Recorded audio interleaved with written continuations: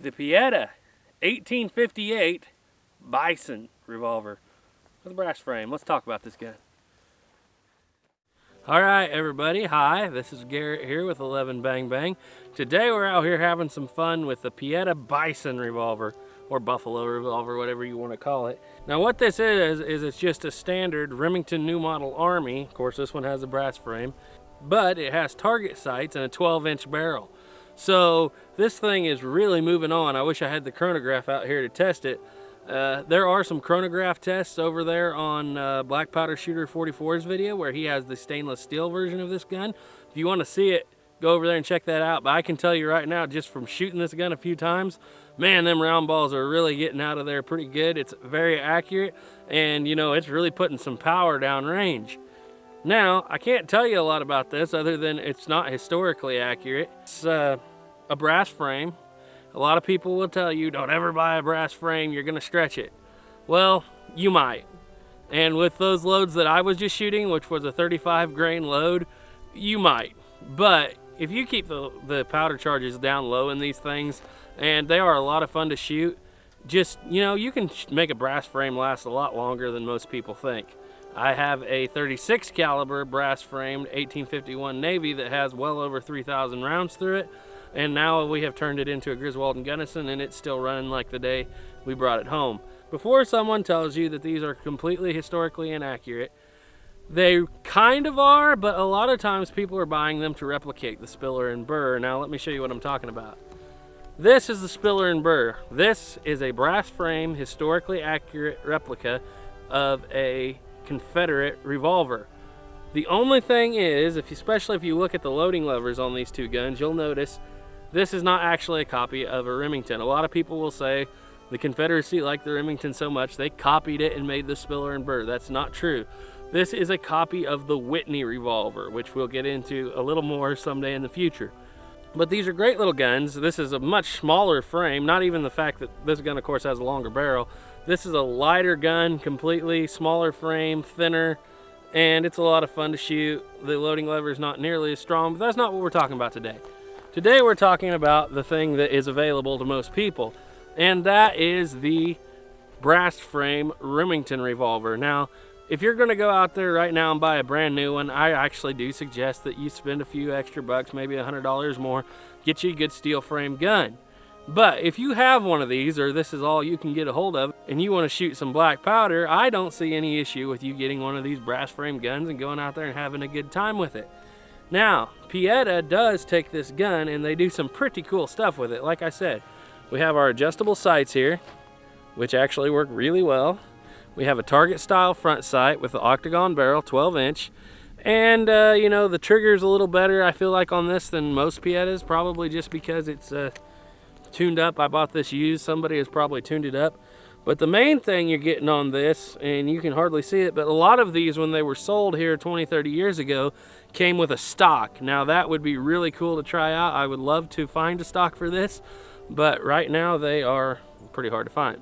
I know this is a little late, but I did lose the 2021 pumpkin carving competition to my little brother Noah. Caleb had to shoot an Arex, which he did. All right, I am reviewing a Remington. This is the Remington I'm going to review for that, just because I'm going to shoot it anyway. All right, let's see how this will do. We have not sighted this gun in yet, so I have no idea where it's going to hit, but I know it'll hit. It should hit decently. Yeah, moving on. All right, let's try a bottle.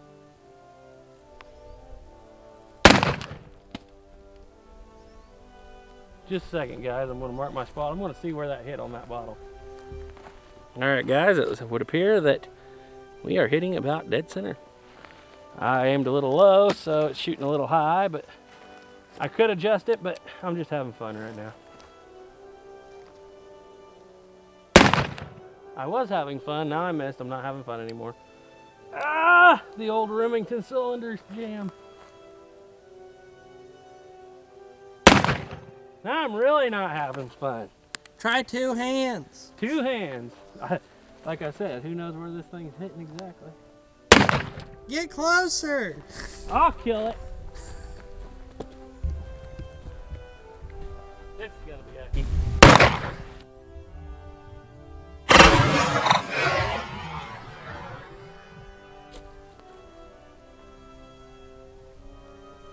Do you That feel worked. Do you feel better about yourself now? I feel better about myself now. Okay.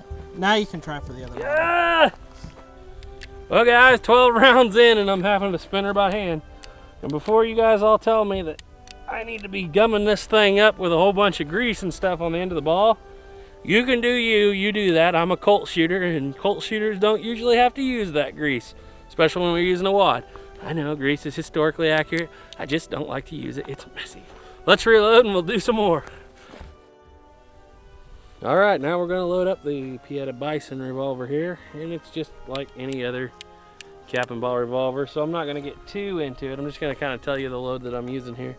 I am throwing a 35 grain charge into this brass frame gun. Now, before you all get after me that I don't know what I'm doing and I'm gonna stretch this brass frame, trust me guys, I've been around a lot of brass frame guns in my years, and yes, the 44 caliber ones do shoot loose. It really hasn't been an issue with me with brass framed Remingtons with top straps. It could be an issue. I'm not really worried. There's my Wonder Wad, by the way, in case you were wondering. I am not really worried about shooting this gun loose. If I do shoot it loose, you know, it's not the end of the world. But just as a side note, if you do have one of these that you're going to keep shooting for a long period of time, everybody on the internet, of course, is going to tell you, do not get a brass frame gun. It'll shoot loose. I'm here to tell you, if you get one of these top strap frame guns and you load 25 grains in it, that gun will last probably your lifetime before it shoots loose, especially the more modern ones. This is not the same brass that they were using in the 1970s when people were having stretch trouble. This is an alloy, and it does stand up a lot better than a lot of people give it credit for. But like I said, just stay below 25 grains, which is very doable in a 44 caliber gun, and you'll be just fine. Anyway, as I'm rambling on, that was actually a swaged round ball. Usually we shoot our home cast, but today we were using a 4.57 swaged round ball just because they've been sitting in the box for a long time and we need to use them. So we're going to repeat that 5 more times. Alright, so in case I forgot to mention it earlier, the gun is on half cock, so the cylinder is free. All the chambers are loaded. We are going to use a CCI number 10 cap today because that's something we actually have quite a few of and we need to get them used up. So you just place it on the nipple, and with these CCI 10s, they are very tight. So after you place it on the nipple, keep your fingers from in front of the cylinder, don't get them up there, and you use a screwdriver to set said cap. Alright guys, well it turns out that the CCI number 10s are just too small for this particular Pietta. Some Piettas they work on, some they don't. But we're going to go ahead and go with a Remington number 10 here, much as I hate to, because that's the only thing else we have in the box. You can use the RWS 1075s pretty good, but we didn't bring them out here. And you just seat that with a screwdriver. And repeat that process 5 more times. Alright, once you have all the chambers capped, you're just going to take and pull back and set that hammer nose right down there in the groove between them.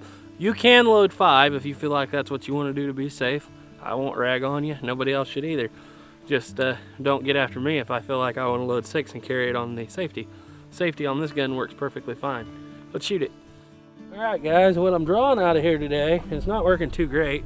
This is the Gus McCrae holster by Duke Fraser Productions, and it's actually designed for a Colt Dragoon or a Colt Walker. It actually fits this gun pretty good. Duke, if you're watching, if anybody ever wants a holster for one of these Buffalo revolvers, Duke, all you gotta do is add about 4 inches on the end and enclose it, because the main issue I'm having right now is that front sight catches on the end of it, but it would hold it. Alright, ready, cameraman?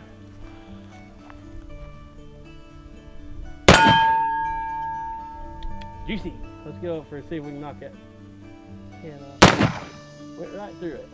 Big hole. See if we can knock this can off. There we go. Hot cat.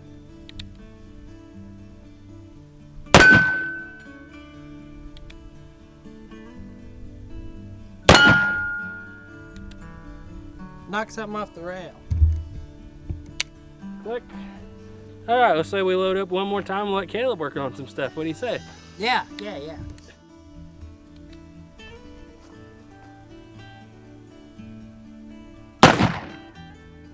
Alright.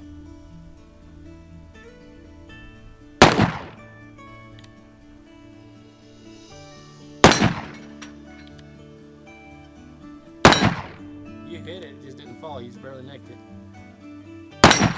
There it went.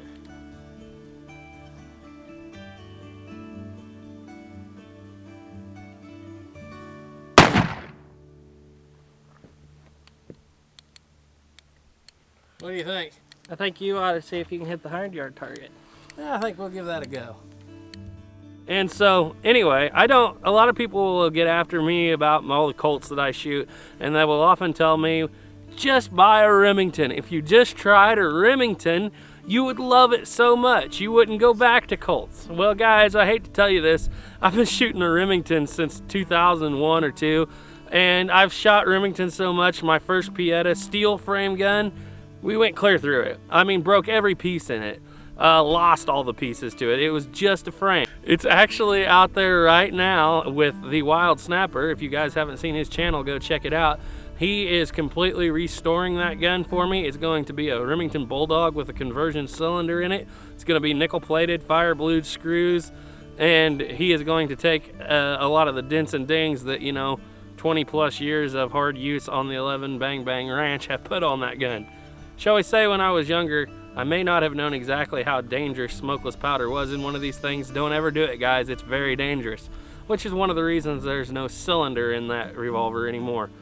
But with a broken handspring, a broken hammer, a broken trigger, just about everything in that gun was broken. I went to buy parts for that gun and discovered it was actually cheaper for me to go on Gunbroker and buy this used Buffalo revolver than it was for me to buy all the parts, and the parts are interchangeable.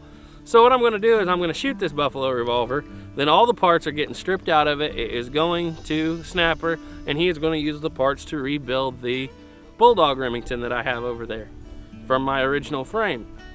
And so eventually I will probably take this and rebuild it too and put a stock on it, because I'm telling you right now, this thing is a lot of fun to shoot. But enough rambling on, let's load it up and shoot some more.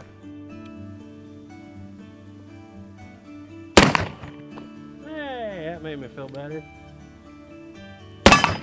Man, that hits hard. Try for one of the little ones, probably won't hit it. Yep, didn't hit it.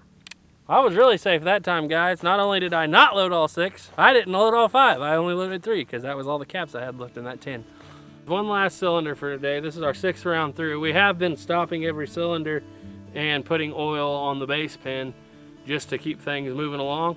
This is my last cylinder, and like I said before, I'm not afraid of tearing this frame up because all the parts out of this gun are getting stripped anyway. I have loaded 40 grains in each of these, which is a max that they will hold with a round ball and no wad. Like I said, not worried about lube at this point, last cylinder. 40 grains in a round ball out of this 12-inch barrel should really be moving on. My guess would be we're rivaling Walker Power at this point. And like I said, go check out BLACKPOWDER Shooter 44's channel. He has some videos, and of course he has a steel frame version of this gun where he actually tests this against things like the Dragoon and the Walker. Anyway, 100-yard, 10-inch plate out there, guys. Probably not gonna hit it, but let's give it a shot.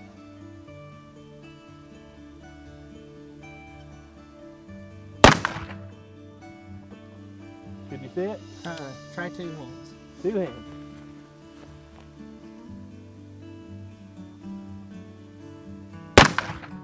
The main issue is the target is smaller than the front sight post at this range.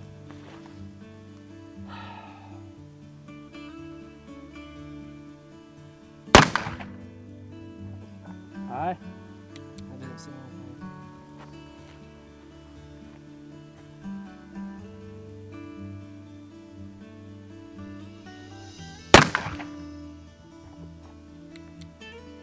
Two shots left.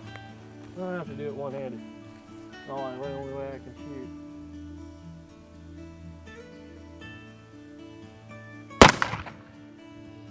Way low and right. Way low and right, huh? I see it that time. How low and right? Like right at the base of it. Okay.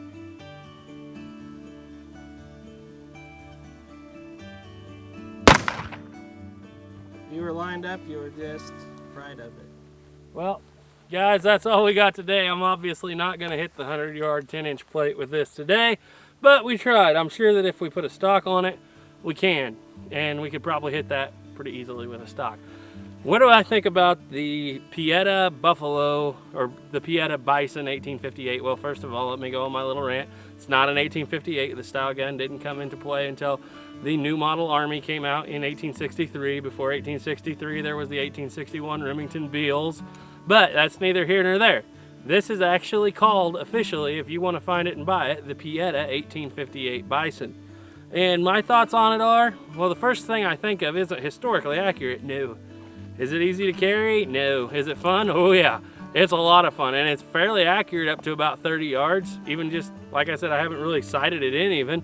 In reality, for a pistol like this, you're not really going to be doing a lot of super long range shooting anyway, even though it's a long barrel pistol, unless you get a stock on it. But anyway, trust in God, keep your powder dry, go hunt some buffaloes. Bye.